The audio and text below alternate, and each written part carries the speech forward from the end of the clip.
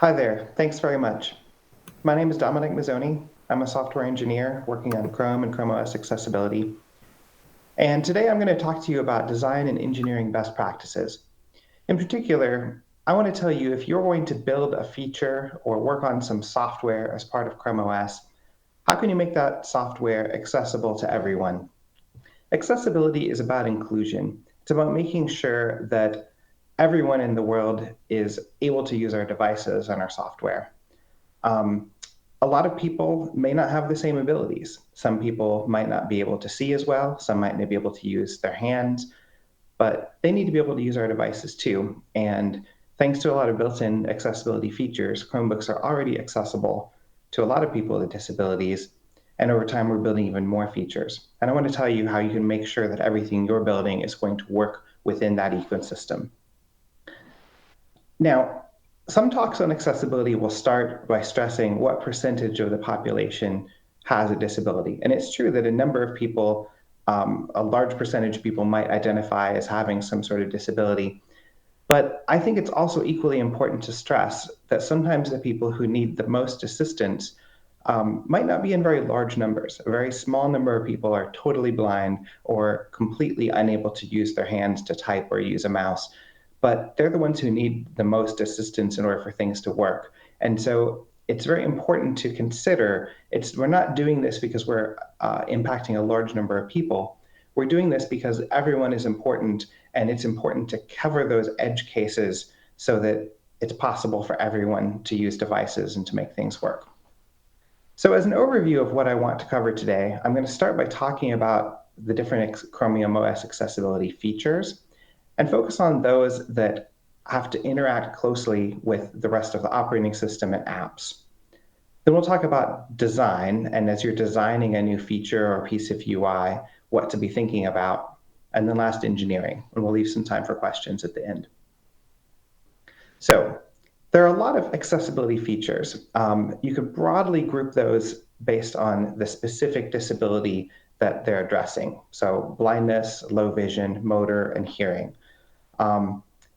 Many of these features might impact more than one disability, and many of these features are actually useful to people who don't necessarily identify as having a disability, but they're still just useful features.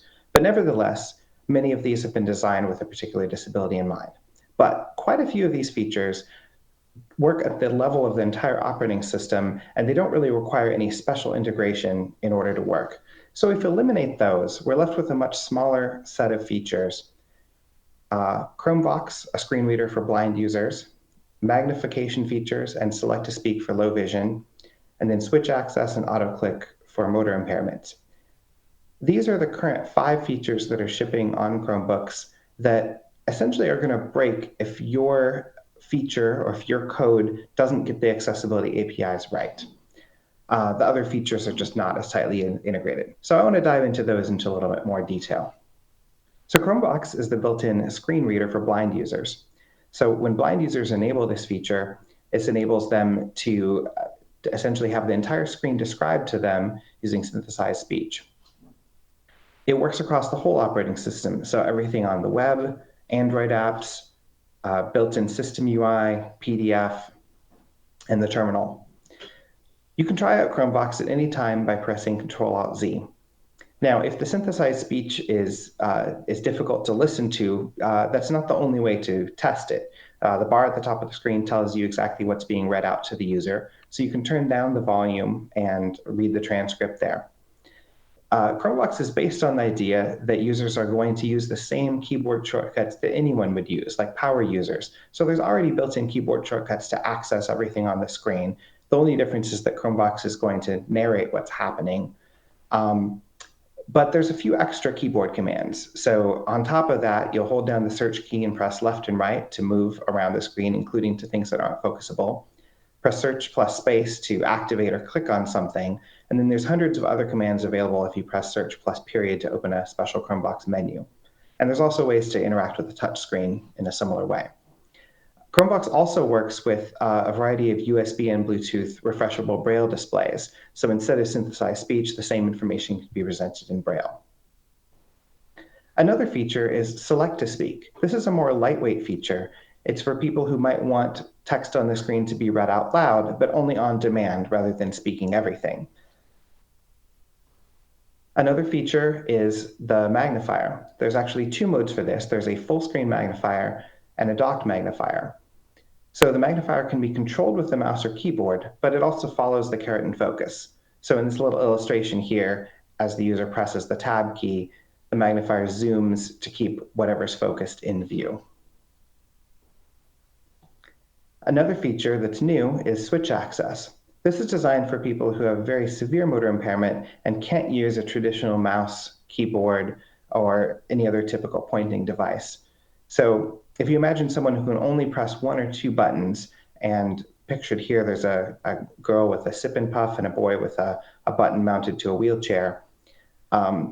Using only a couple of buttons, you can control the whole operating system. So software will just scan through all the items on the screen and give you the option to click on something. Another feature is auto-click.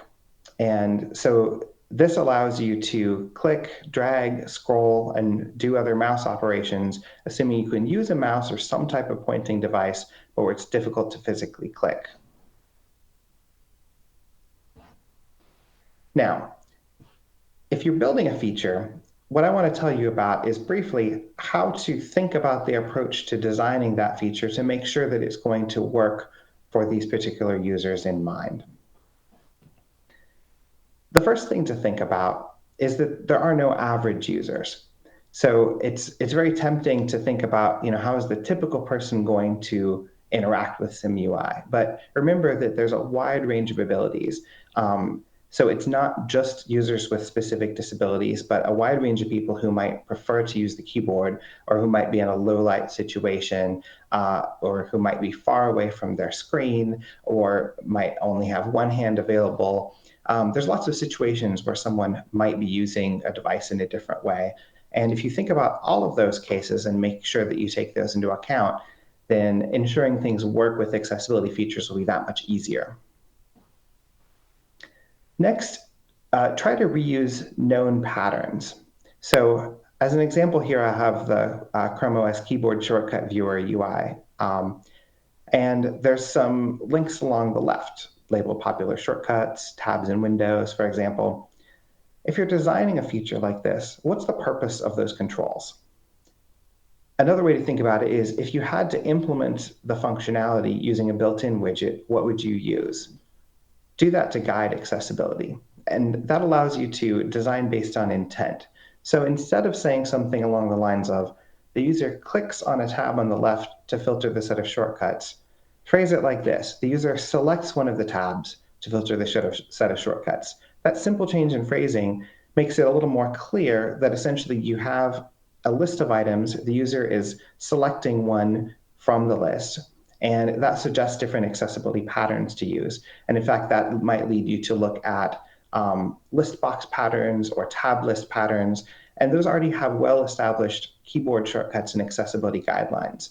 So rather than thinking through all the possible interactions from scratch, you can find a pattern that's already been well studied that matches your needs, and then match that to the particular design that you had in mind. And then another goal is to explicitly design for keyboard users. So besides people with special needs, there are just lots of power users who love to use the keyboard. And if you think about that from the beginning and think about how to make sure that everything is not only possible with the keyboard, but ideally pretty efficient too, it's a great foundation to make sure that the rest of accessibility is going to work. So start by building on top of existing keyboard shortcuts. Learn any shortcuts that are already available to focus different parts of the screen. Leverage universal keys next, like tab to get to the next focusable control, arrow keys, enter, escape. These are pretty well defined, and users are going to immediately try those types of things to navigate the screen. And then as a last resort, if necessary, you can add custom keyboard shortcuts to make something more efficient. And if you do that, try to make them discoverable. So once you have a design that takes into account there's a lot of different ways someone might be using a device. One person might be using a special switch, another person might be interacting with a screen reader, but The fundamental ideas are all the same. How do you go about engineering that? And sorry, one last step along the design, of course, once you have a proposal, it's important to talk to experts and talk to real users. So we have some options. You can use Chrome OS UX research, accessibility office hours, or in the accessibility launch review process, where you can talk about something you want to build, and we can walk through all of these considerations and make sure you've thought about everything in your design. But once you have the design and it's time to implement it, the fundamental idea behind the implementation of all these features is accessibility APIs. These accessibility APIs allow assistive technology, which is a more broad term, and specifically this just means the accessibility features on Chrome OS to explore and manipulate the UI. So there's a bunch of nodes in the accessibility tree and notifications when the UI changes, and then actions that can be taken on those nodes. And this abstraction allows this variety of features to be built on top of this abstraction without worrying about the underlying details of the architecture. So the features rely specifically on these APIs. So for example, Chromevox, in order to describe the screen to blind users, it relies on alt text. So if there's an image, there needs to be a textual description of that image. And it relies on event notification. So if the value of a control changes, it needs a notification so that it can announce that to the user. The Magnifier relies on event notifications too, but for a different reason. It needs to know when focus moves or when something other than focus, like imagine the case of like an autocomplete. Focus might still be in a text field, but if an autocomplete box appears, the Magnifier will want to know about that to make sure that it's all on screen if possible. And then select to speak relies on hit testing and understanding what text is under the cursor and the order of nodes within their container so that it can read things out in the proper reading order. And then switch access relies on some of those, plus the ability to directly perform an action on an object, like activating or scrolling it without mouse or keyboard events. Now, Chrome OS's accessibility architecture is designed to abstract away different UI toolkits that are used to implement various features. So on Chrome OS, we have the web, we have PDF, we have the native UI built using the Views toolkit as part of Ash, using Aura, and then we have Android apps built using Arc++. And in the future, there might be other toolkits as well. But all of these are essentially abstracted into a single unified accessibility tree that expresses all of, like, essentially the superset of all the information available across all of these toolkits. And that's what's used to implement all of the accessibility features. Let's focus in this talk on views, because most of the native UI in Chrome OS is built using the Views toolkit. A lot of accessibility comes for free. If you create views, especially if you reuse existing standard views, they already are going to expose the bounding box, the containment hierarchy, the focusable state, and they're going to implement actions like click, focus, scroll, and context menus and stuff like that. So in many cases, you're not going to have to implement something even if you're building a custom view. But there are a few things you might have to change. So I'm going to walk you through a couple of brief examples. This isn't meant to be comprehensive, more just to give you a taste of what's possible and to give you an idea of where to start looking if this is something you run across. So as an example, if I'm building a custom button that's just inheriting from the most generic view, I'm going to want to override the role.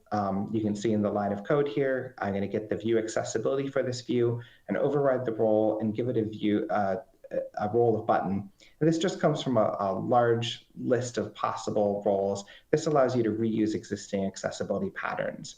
And then you can specifically give it a name, whatever you want read out to screen reader users. And then on mouse pressed is going to be called automatically no matter how someone actually interacts with that button. So someone might be using a switch, they might be using some custom device, but either way, you're going to get the same action called. Now, if you have a view that has multiple states, and a really simple example here is a checkbox, there's going to be just a little bit of extra work here. You're going to override get accessible node data, and you're going to add a state that reflects the current state of the control. There's a lot of patterns and documentation on how to use those, but the idea is that you'll just encode that extra information in a way that's really generic and works across a wide variety of accessibility services. And then you'll fire a notification. You'll just call a function essentially when the state changes in order to make those notifications. A couple other common patterns that come up. Sometimes you might want to take a group of views, but treat that logically as one view. So users don't need to think about all the different components. They really just treat the whole thing as one button. And so you can do that just by saying override as leaf. Just say, treat this as a leaf node in the accessibility tree. It's also possible to do the reverse. Maybe you have one view that's custom drawn, but you need people to be able to interact with different components in that. A couple examples where we're using this pattern are for tables and trees. And you can do that by using a virtual view hierarchy. It's more advanced, and that's something I'd recommend chatting with people on the accessibility team before diving into that. But there are existing patterns and code you can look at if you want to do something like that.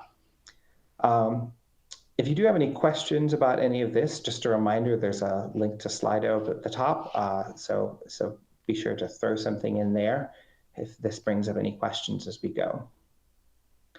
But the last part I want to talk about before we get to any questions here is testing and debugging. So if you've got a design that you like and you've started to follow some of the best practices and got some of it engineered, but it's not working right, what can you do? Well, there's a couple of places that I would start with. One of those is that there's an accessibility checker for views.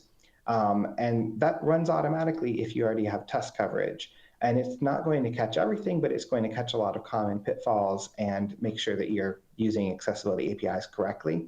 Here's an example of a type of error you might get. And then you can do a lot of debugging by inspecting. So all of the advanced accessibility features that I mentioned, the ones that have more tight integration with the operating system and features, they're all built as component extensions. So if you run Chrome with remote debugging port and then open Chrome //inspect on a different device, you'll see those accessibility features running. So you'll see Chromevox or select to speak or switch access just running as an extension. You can open that up and look at the console, step through the code, and kind of see what's the view that the accessibility service is getting and get an idea of why that might be differing from what you intended it to get, and use that as a guide to figure out what might be going wrong. One last thing that often comes up is accessibility feature detection. So a common question that comes up is, if I'm building something and can I just make a different version of this that works if someone's using a screen reader or using switch access or something like that? And the answer to this is, well, of course, it's possible. Like, we always know what accessibility features are running. We're controlling the whole operating system. Most of the time, it's not a good idea. There's a lot of different accessibility features that use the same APIs, and it's hard to get it right. It makes it difficult as we add new accessibility features to enumerate the list of specific features that might need to interact with things. So the first goal should always be to try to design one experience that's accessible for everyone. But that said, there are exceptions, and one good example that comes to mind is disabling auto hide. So rather than having something auto hide, you can disable that and make sure that it's always visible when something like Chromevox or switch access is running, so that it can stay focused on something and not have it disappear out from under the user. So there are good special cases like that. Most of the time, we try to not think about what accessibility features might be running. One last thing along those lines, it's good to not make an assumption about the person using the computer just because the accessibility feature is running. Keep in mind that in a school setting, for example, you might have a student with a disability who's using a device, but their teacher might be right next to them. And it's equally important to meet both of their needs. So just because someone has Chromevox doesn't mean that nobody using the computer right then can see the screen. Maybe the person next to them can see the screen, or maybe it's the other way around. Maybe a sighted person is driving the computer, but someone who's blind is trying to follow along, and so the screen reader might be running for that reason. So it's important to make a distinction between what features are enabled in order to assist someone use the computer and who might be using the computer, because there might be more than one person, and people have a wide variety of different needs and different reasons for using those features. So with that, I'm going to wrap up. I put a link to a public mailing list if you have any questions about accessibility on Chrome and Chrome OS. But with that, let's see if there are any questions. Okay, well, I'll give it another minute here, but if there's nothing else, then thank you very much for your time, and best of luck making things accessible on Chrome OS.